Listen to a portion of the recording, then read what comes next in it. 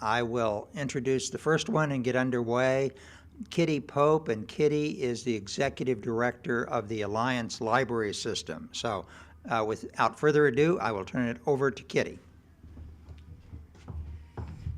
Thank you so much, Dan, and good morning, Lexington Public. It's really a thrill to be here. I'm sure you've heard that lots, but it really is a thrill, a little nerve-wracking, but a thrill nonetheless. As Dan said, I'm the Executive Director of the Alliance Library System. We are a multi-type library systems out of central Illinois, East Peoria.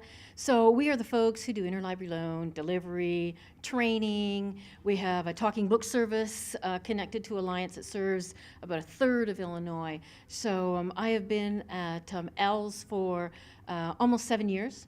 Prior to that, I was the Assistant Director of the Calgary Public Library, Calgary, Alberta. Assistant Director, Calgary Public is the second largest library in Canada, 500 employees, 16 branches, $14.2 million budget, and perhaps one of the most innovative cities in Canada. Certainly the most connected in terms of technology. It's an oil city. It's a horse town too. So when we first sort of explored Lexington a couple of weeks ago, it felt very much like Calgary. You know, the wide open spaces, the ponies, the horses, that kind of stuff. So prior to that, I was in central Canada in running a multi-type library system out of Prince Albert, Saskatchewan, and a stint in between that in the Middle East for 3 years in the Emirates, setting up a university and college library for the Higher Colleges of Technology, which is a university and college system set up about 10 years ago to service and to try and particularly educate women in the Middle East. And so we did lots of economic development, lots of social work, those kind of programs out of the colleges. My training comes from the University of Western Ontario with a Master's in Library Science, and I started out as a children's librarian, and so I think that's absolutely the best training to being a CEO or working with the board is being a kids librarian. So I don't know if that's good or bad, but that's where I come from. So that's my history. The question that the board asked me to talk about was 3 trends and how they may impact Lexington Public.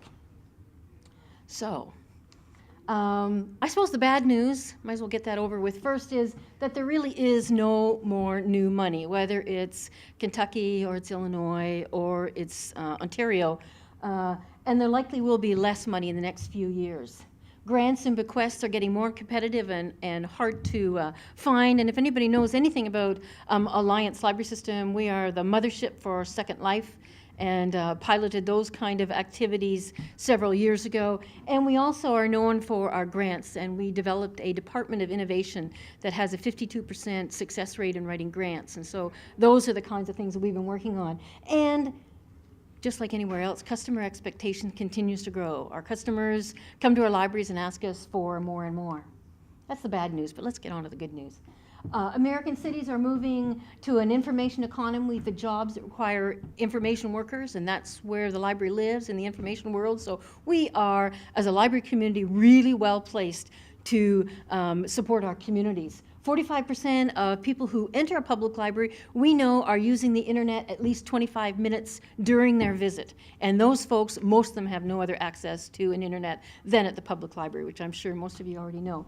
And for LPL, your circulation is up 5.5%. How good is that?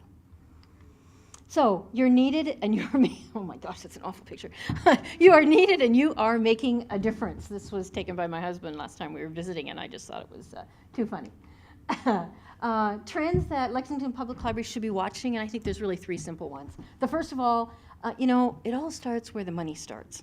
And so I think developing alternate revenue streams, a polite way of saying finding more money, and effectively using new technologies. Alliance has had huge success doing online conferences about handheld devices, and so I think that's really a new realm that folks really want to be watching. And then creating a culture of innovation, because I am absolutely confident and have written all kinds of articles lately about how it is innovation that is going to drive us out of this recession and pull us back to the economic level that we really want to be at. So, developing an alternate revenue stream. I think you really want to create special project teams to chase, and I use that word literally, chase grant opportunities, because they are out there. We just need to be able to have access and find them. So LSTA, FINRA grants, I'm sure all of you are familiar with LSTA. FINRA is like the financial police, and they do some huge grants. Most recently, they gave $1 million to ALA to position public libraries as good resources of unbiased financial information.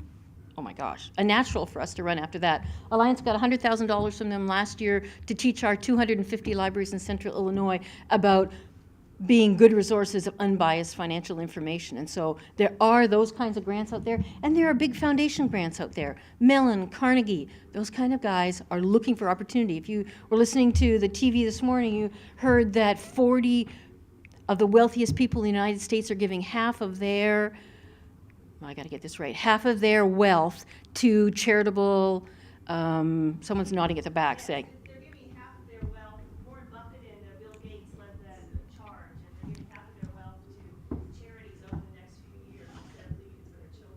absolutely. Oh yeah, because the catch line was, our children are fine. Okay.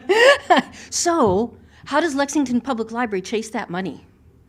I mean, we don't have the answers, it's just been announced, but there must be an opportunity there if there's some astronomical amount of money, double what normally is out there, is going to be available. Then how do we chase that and get a piece of that pie?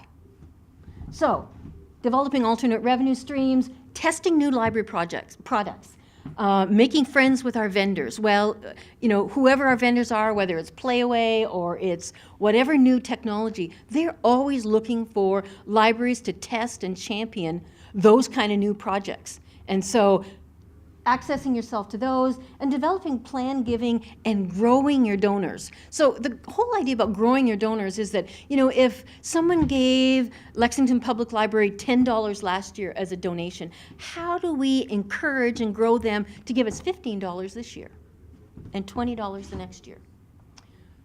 That's the kind of thing that you'd want to have a look at, and I think that trend becomes really important for libraries. Second of all, I think it's the effective use of technology, and I know that that's a real buzzy term, but I think for libraries, it really enables us to reach a whole new group of folks. So, for example, I don't know, can I access that link? Anybody know? The example I'm giving you is text messaging reference services. Last year, we started a program with 40 libraries across North America, teaching folks how to answer text message reference questions. I'm getting some nods from people who are looking kind of freaked out about that idea. We've had some huge success with a consortium of libraries who've been answering and testing that kind of pilot project with San Jose. I teach marketing for the University of San Jose Library School, and so we had my students in the last semester and this semester actually working on this project and creating some very cool marketing tools to be able to reach those folks who we can only reach by text messaging, likely your kids, because they likely talk to you more text messaging than they do phoning you. Okay. So I think effective use of technology is becoming a really important trend that libraries really need to pay attention to. So I think if LPL actually tested and piloted that project, they would see if it's applicable to the folks that you want to reach. So second trend I think you should be watching is the use of technology, and there's lots of examples out there.